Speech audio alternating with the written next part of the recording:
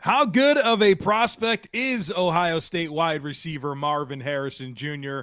We're breaking him down today on the Locked On NFL Scouting Podcast. You are Locked On NFL Scouting with the Draft Dudes, your daily podcast for NFL and college football scouting. Part of the Locked On Podcast Network, your team every day. What's better than this? It's guys being dudes here on the Locked On NFL Scouting Podcast. We're the Draft Dudes. I'm Joe Marino from Locked On Bills. He's Kyle Crabbs from Locked On Dolphins, and we are your NFL experts here with you daily to talk team building across the league on the Locked On NFL Scouting Podcast with the Draft Dudes, part of the Locked On Podcast Network, your team every day. We'd like to thank you for making Locked On NFL Scouting your first listen every day, and of course, a big welcome to our everydayers. You know who you are. Those of you who never miss a single show, we appreciate y'all being here very, very much. This episode is sponsored by BetterHelp. BetterHelp connects you with a licensed therapist who can take you on that journey of self-discovery from wherever you are. Visit BetterHelp.com/LockedOn today to get 10% off your first month. Joe, happy 2024 4A draft class exploration day to you, our first prospect of 2024 that we've put under the microscope. And boy, oh boy, is it a good one, because we are doing Ohio State wide receiver Marvin Harrison Jr., yet another Ohio State first-round wide receiver prospect. But we checked the tape, we did some background work, and we kind of want to put him into context today here on Locked On NFL Scouting. Kyle, the haters said we weren't going to talk about 2024 NFL draft prospects in May. And they're furious because we are. And we got a bunch of them we're going to get to. We get a slew. Not a bunch. We get a slew. A slew is smaller than a bunch, but it's still representative of a large quantity. It sounds right, doesn't it? Yeah, let's go with that for sure. Also, hey, before we start this conversation, how cool was all the great feedback that we got on that Colts conversation yesterday? Man, I loved it. I think the message hit home, right? Because you're always a little worried when you do a national show to commit a full program to one team and one fan base that everybody's going to say, it's the Colts, I don't care, wake me up when my team comes around, right? But maybe there will be some of that, but as far as the vocal reactions to the show, you guys will be pleased to know we're doing the Carolina Panthers tomorrow.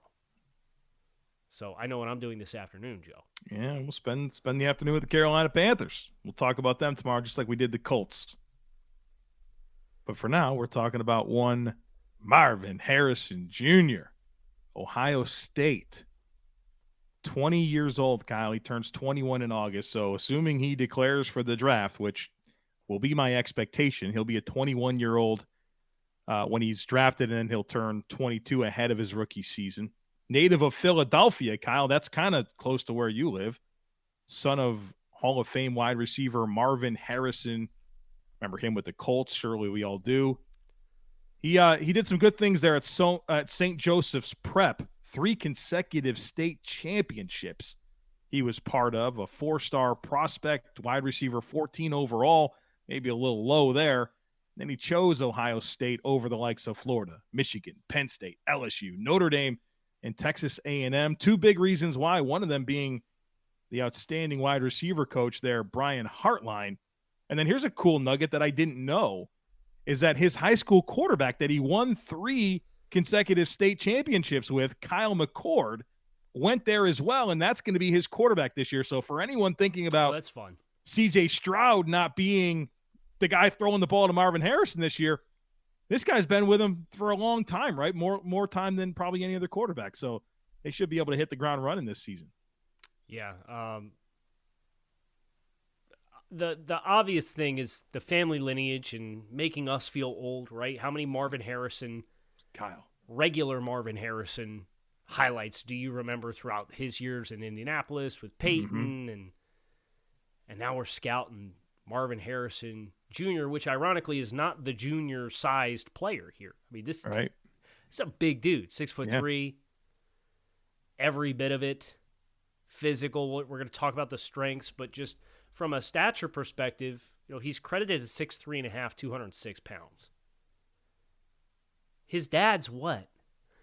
Not 6'3". No, I don't even think he was. He His was dad not a played big. or at 170. He was small. Okay, now we got to know. Let's float around and produce. Of course, now all the searches default to Marvin Harrison Jr. 6'1", 185 on his Pro Football Reference page. Yeah. Is it a safe assumption that I'll save it.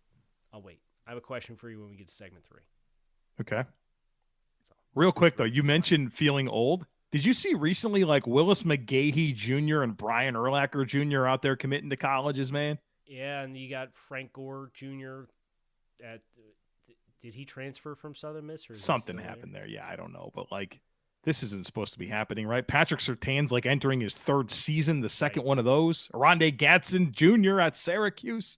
He's a good player too. Yeah. I'm trying to think if there's any other ones that we're forgetting. Oh, Kurt Warner's kid has a UDFA deal with Minnesota? Okay. Cade. So, yeah. If you're in your mid-30s, this is the reality check that you needed. We're doing a deep dive on Marvin Harrison Jr., and he's not the only one out there. For all those names that you highly remembered, and, of course, his dad, 8-time Pro Bowler, 3-time All-Pro, all 2000s team. Hall of Famer. 2016 class of Pro Football Hall of Fame. And his son, who we're going to talk about here, how about the athletic profile? Since we kind of talked about his background and production that he's had. According to Bruce Feldman of The Athletic, he was the 2nd freakiest player in college football last year behind, I think it was only Mozzie Smith, right? Yeah, he's number 2. So he's been credited with being 6'3.5", 206 pounds, doing 22 reps of 225 on the bench press. Healthy. You say, oh, well, Kyle, what does that matter? Okay, hear me out. 3.94 short shuttle time at 206 pounds at 6'3". You thought the Jackson Smith and Jigba short shuttle time was impressive? At this size, to be doing it under 4 seconds is crazy. And a 10-foot 9-inch standing broad jump while topping out over 23 miles per hour on the GPS tracker time on the field. 23 miles per hour, Joe. He's a freak. It's 6'3.5", 206. You mentioned that bench press, like 22 reps. I mean, that's impressive to me. That obviously it's probably the position where you might care the least about bench press, maybe quarterback as well. But if you can do 22 reps at 225 pounds, that says to me that you've been in the weight room.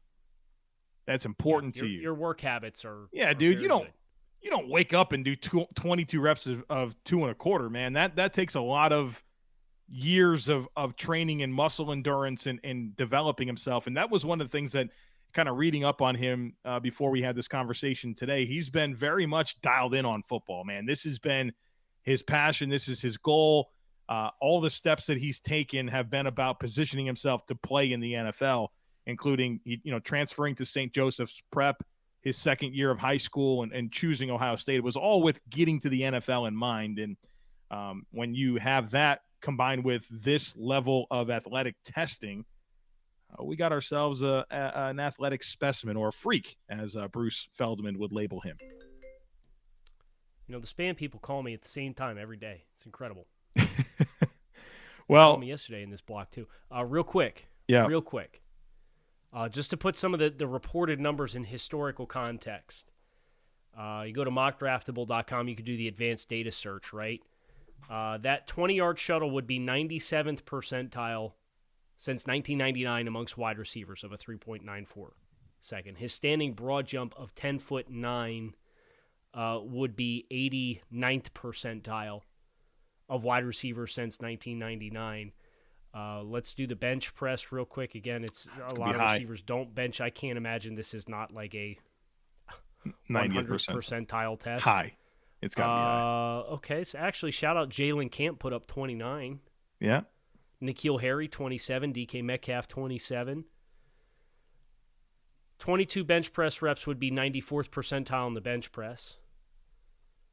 And from a size perspective, he's plus size. He's not plus. He's not one of these 6'6", 225-pound wide receivers. But to be that stature with 90th percentile testing in every reported test here, plus the GPS timing, you have to imagine the 40-yard dash is probably something that begins with a 4 and a 3. Yeah. Oh, by the way, he's productive, right? 2022, 77 catches, 1,263 yards, 14 touchdowns, over 16 yards a catch. Very good production in his first year of being the guy. And we get to see him next year with his high school quarterback. So I'm sure the production will be outstanding. This show is brought to you by BetterHelp. It's so easy to get caught up in what everyone else needs from you and never take a moment to think about what you need from yourself. But when we spend all of our time giving, it can leave us feeling stretched thin and burned out. Therapy can help give you the tools to find a more balanced life so that you can keep supporting others without leaving yourself behind. If you're thinking of starting therapy, give BetterHelp a try. It's entirely online, designed to be convenient, flexible, and suited to your schedule. All you do is fill out a brief questionnaire. You get matched with a licensed therapist. And look, you can switch therapists at any time for no additional charge. Find more balance with BetterHelp. Visit BetterHelp.com/lockedon today to get 10% off of your first month. That's BetterHelp, HELP.com/lockedon. Okay, Joseph, so let's talk about the tape. Obviously, we've watched a lot of Ohio State and getting ready for the 2023 draft and C.J. Stroud, and then you go back and you rewatch it through the lens specifically of Marvin Harrison Jr. And I think the first thing that's on my mind is that this is a prototype type of player. And I don't see a lot of ways in which this player is not going to have translatability to the next level in any kind of role, in any kind of system. The physicality, the route running, the body control, the ball skills, the hands, the vertical separation ability. We checked a lot of boxes in 2022 as Marvin Harrison Jr. Yeah, I mean, there's no question, dude. And I think I really want to start diving into the skill set is his ability to win routes early. That really, really stood out to me. Stemming from his release package, I think he's got a lot in his bag in terms of how he gets off the line of scrimmage and beats press coverage. And he's lined up outside on the perimeter over 86% of the time. He's out wide, right? So there's none of this slot conversation that we've had to have with other top receiver prospects, even Ohio State guys, right? No, this guy wins those heavyweight bouts on the outside. And dude, he got tested this year. I'm going through the tape, right? Watching him against Joey Porter Jr. I'm watching him against DJ Turner, watching against Deontay Banks, watching against George and Keely Ringo, right? Like, this guy faced these dudes, and he showcased that ability to win early in the route. The release package, his ability to, use a variety of head fakes, jab steps, use his hands, contort his frame, right? He's 6'3", he's a long, angular build, but that doesn't mean he can't press steep angles off the line of scrimmage and really reduce that surface area and allow him to get into his route stem. And once he's able to do that, his ability to stack, he gets on top of guys quick, man. Like, there's an easy acceleration with him. There's a easy ability to get that instant leverage and stack vertical. And obviously that allows him to win throughout the rest of the route. So, like, as we get into the nuance of the skill set, I wanted to talk about that ability to win routes early, which really, really popped for me. Well, I'm glad you talked about the kinds of corners that he faced too, because you think about the body type of a Joey Porter Jr. versus the body type of a DJ Turner, and they're very different physical skill sets, right? And against Porter, thought he showed the physicality that's, and the other corner at Penn State, Caleb King, is a really good corner, probably a first-round caliber corner on the other side as well. He just wasn't draft eligible in 2023, this past cycle. So there's physicality when physicality is needed. There's explosiveness when explosiveness is needed. Against Turner, you need the quick foot, quick twitch, change of direction, because Turner's 6'180". He illustrated that. So that's kind of my opening statement was, regardless of the role or whether you're a timing offense or a vertical offense, middle of the field targets or outside the numbers targets, he's shown it already. And I think the most impressive trait that he had in my mind was the ball skills. When you think about the body control and where he catches the football away from his frame and how he attacks the ball in the air, that's the big thing for me, that when you pair that with the explosive athletic profile that he has, that I think makes him pretty special, because he owns these contested catch situations, back shoulder throws, high point situations, red zone targets above the rim. The way he contorts his body, he's not guiding defenders to the football. He's putting himself between the ball and the defender, and then still maximizing and utilizing the full length of his catch radius, catching the ball away from his frame, showcasing really strong hands, at times catching the back half of the football because he's flashing his hands late because he doesn't want to present to the defender. It's just a lot of really high, go ahead and tell me your dad was a Hall of Fame wide receiver without telling me your dad was a Hall of Fame wide receiver. Right. Everything feels so intentional. Special. Hands are soft, right? Like that was the word for me, just watching him catch the football in stride, away from his body, sometimes in some traffic too. It's just like, it really does slow down for him and soft, like legitimately the ball didn't rattle, right? I mean, he knew how to greet the football with proper technique. If it was a low throw, a high throw, late hands on the vertical stuff, right? I mean, it's really, really strong. He's got a drop rate of 3.8%. And so the number there matches the skill set and the traits that you see on film for him. I want to talk a little bit more about his route running, because I think he is a route winner. And that's exciting for me, because I can't tell you how many times I've watched some of these prospects, these top receiver prospects, and I just say, you know what? Do they ever just win a route? How much of it is just like you attack some space, you catch a football, and you turn and run because you're playing in a widespread ISO offense, right? And it's easy for you. This dude's a route winner. And there were some, Traylon Burks, whatever, right? Like this guy's a route winner.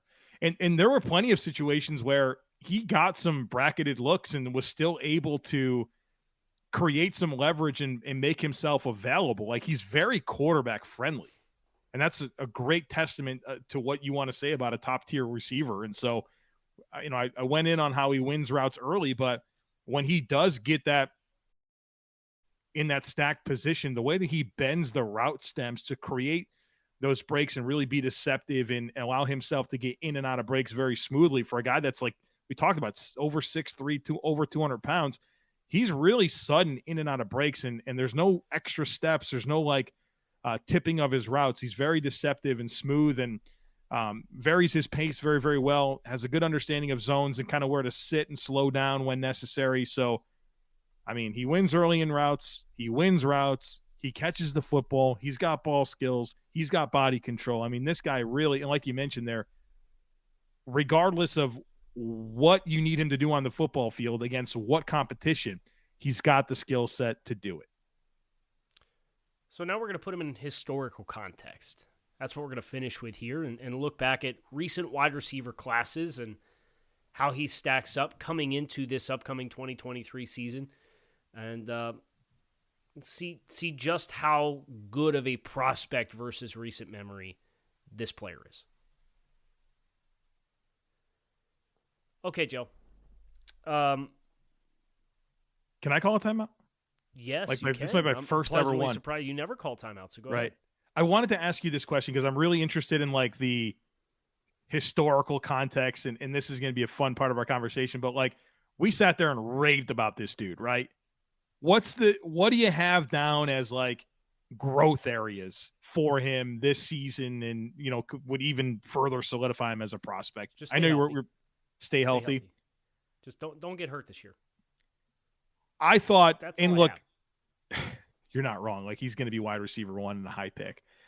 I would say if there's a part of his game where there wasn't a ton of production, it was yards after catch.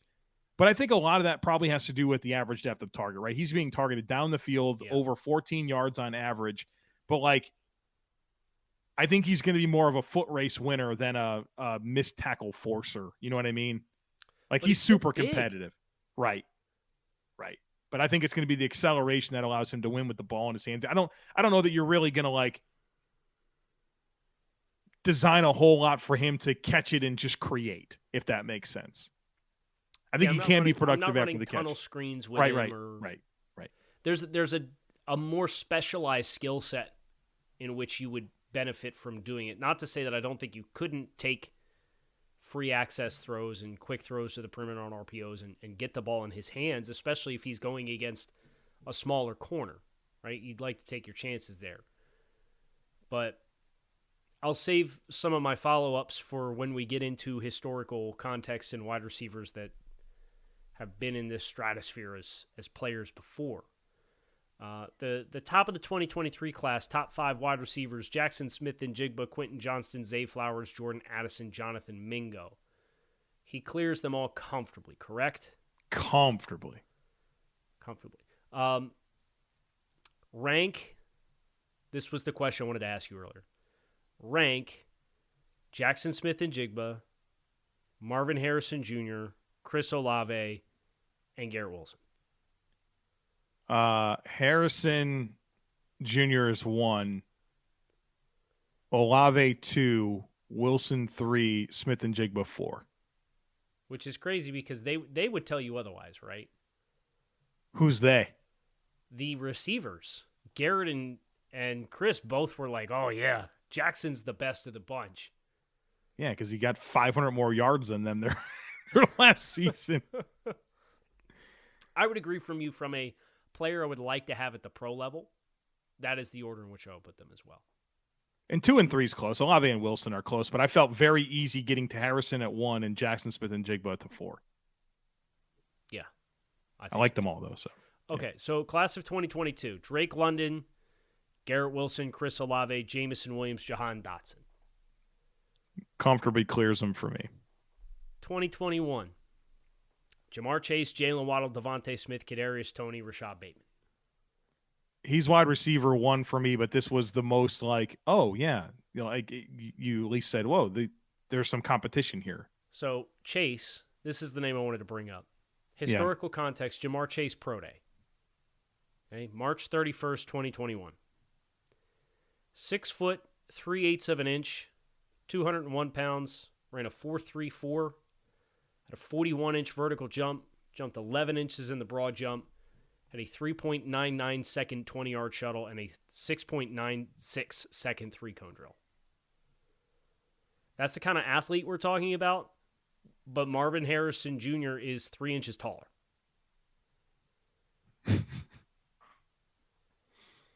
So how Jamar Chase wins as a rack guy, I think is an advantage for Jamar Chase. But how Jamar Chase plays the ball in the air, that's how Marvin Harrison Jr. plays it. And he's bigger. Yeah, more catch radius. It's like you took the frame of T. Higgins and put Jamar Chase's athleticism in the frame of T. Higgins. Yeah, it's a good way to put it. This is the first class that is remotely close. Right. And we both had Waddle over Chase. Right. And all he's done is post, I think, the 13th most receiving yards in league history across his first 2 seasons, and that was one of which he was the wide receiver 2 to Tyreek Hill, getting 180 targets and set the rookie receptions record. That's all he did. Want to go further than that, or do you want to just? No, we got to keep going. We got to go. There's a place we got to get to here, Kyle. Okay, there's a certain name that you want us to get to. You don't have to go 5 deep either. 2 or 3 would be fine. Ruggs, Judy Lamb, clears. Give me Marvin. Hollywood, Nikhil Debo, AJ Brown. I'll throw him in there. It's 2019. Yep. Clears them all. DJ Moore, Calvin Ridley, Cortland Sutton. Clears them all. Clears them. Corey Davis, Mike Williams, John Ross. Jeez Louise. We had 3 top 10 receivers that year, and none of them are close. At least Mike's been good when he's healthy. Yeah. Yep, he has. Corey Davis had that 1,000 yard season. We'll never forget it. Corey Coleman, Will Fuller, Josh Doxson. Yeah. See ya. Amari Cooper, Kevin White, Devontae Parker. Clears it. Sammy Watkins, Mike Evans, Odell Beckham. We're back in 2014 now. As prospects, I still think Marvin Harrison trumps all of them. Right. Odell was pretty special athlete, but he wasn't this size, and he also didn't have that level of production at the college level. Right. Tavon Austin, DeAndre Hopkins, Cordell Patterson. Way better prospect. Do I include Josh Gordon in the supplemental draft with Justin Blackmon, Michael Floyd, and Kendall Wright? I probably should. He's the best player out of those three guys. Well, yeah, he clears them. Here's perhaps the names you were waiting for. Yes. AJ Green, Julio Jones, and Jonathan Baldwin was the third wide receiver. Yeah, so 2011, right? So I think we like to do this a lot of times. Bijan Robinson was the best running back prospect since. Adrian Peterson. Marvin Harrison's the best wide receiver prospect since Julio Jones and AJ Green in 2011. Where would you put Chase in that? Where would I put Jamar Chase in that? Yeah. I mean, I had Waddle ahead of him, so he sat out, right? Like he sat out a lot of his last season and had that crazy production. Chase would be up there. He's probably in my top 5 of the last 10 years. If you include this year, my top 5 receivers since 2011 is Julio and AJ Green, Jamar Chase, Jalen Waddle, and Marvin Harrison. That would be my group of 5 since 2011. And Marvin clears AJ Green's athletic profile pretty easy. Yeah. Now Julio, 6'3", 220, ran a 4.34, 38.5-inch vert. Let's see. I'm going to do the math here, which is always trouble. That's 11.3 in the broad. 6.66 in the 3-cone drill is crazy good. But even his short shuttle was more than a quarter second slower than the reported time for Marvin Harrison. Yeah. He's going to be more – he's going to test – he'll have a better RAS than AJ Green. But, I mean, Julio is just another planet. Yeah. Another planet, yeah. And then, like, after that, you get to, like, Calvin Johnson in 2007. Like, we don't need to do that. He's Calvin's 2 inches taller and 35 pounds heavier than Marvin and has better testing, not even close. Monster. We got a special prospect. That's the point here, right? Marvin Harrison's a special prospect. I think all the hype is warranted. This was my first time really looking at the skill set, right? I mean, I watched a ton of Ohio State. I watched a ton of their offense for all the prospects last year, but it's always different when you focus in on that one guy and see it through their lens. And I thought he met every expectation I'd hoped to get in the study. And that's not always the case, man. There's been plenty of these top guys that we get to at this point of the year, and we're like, really? That's what this is? That wasn't the case with Marvin. So I could very much see a world where if you remove positional value from the conversation, you would simply say Marvin Harrison Jr. is the highest graded prospect as of right now for the I wouldn't be surprised if we did our best prospect right off the jump. Yeah, maybe so. Wouldn't surprise me. Because we've got these really promising quarterbacks in Drake May and Caleb Williams, but at the same time, Drake May's going to have the, he plays in Phil Longo's offense question, right? Well, at least he won't this year. That'll be a big help for us this year. And Caleb Williams has the off-script Picasso painter brilliance element of his game where a lot of what he does that's so special has to be in the right environment if you're going to project it to the NFL level, right? Versus operating within timing and rhythm. It's just a different, and Pat Mahomes was the same way. So that's not to say that he can't go on to be a superbly successful NFL quarterback. But it is a question of, I don't think that's necessarily a one-size-fits-all, and we'll do both of those players and get into the weeds and talk about the limitations and questions that we have about them amidst their physical gifts, which I think you would probably put in front of the physical gifts of this year's class other than Anthony Richardson, but there was so much that was incomplete around him that made that such a murky forecast. And we went deep yesterday into the Colts to talk about whether or not we thought this was a winning situation for him or not. So some really good quarterback conversation coming from a college level perspective, but I think we started with the best prospect in college football. I'd be surprised if we found another one better. Be real surprised. You're just going to have to hit subscribe and find out. Follow along, Locked On NFL Scouting with the Draft Dudes, Kyle Crabbs and Joe Marino. Shout out to our everydayers who keep it locked in here on a daily basis. You can find us on YouTube or wherever you listen to your favorite podcast. That is going to do it for us today. Hit subscribe, follow along. Hope to see y'all again tomorrow. We're doing the deep dive on the film of the Carolina Panthers. Peace.